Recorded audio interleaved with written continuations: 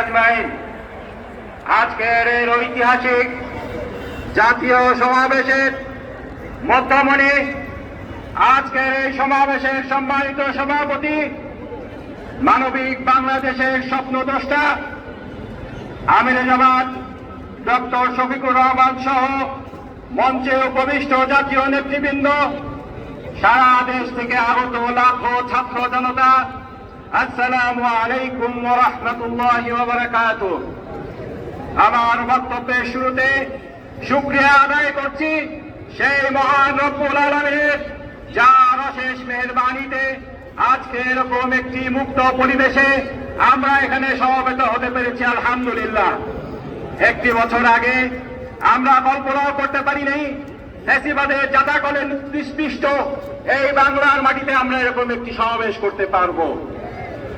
সেই সাথে আমি শ্রদ্ধা বলে স্মরণ করছি জুলাই বিপ্লবের সেই শহীদবৃন্দ, সেই লাখো ছাত্র জনতাকে, যারা তাদের বুকে তাজা রক্ত ঢেলে আমাদেরকে এই স্বাধীনতার স্বাদ এনে দিয়েছে।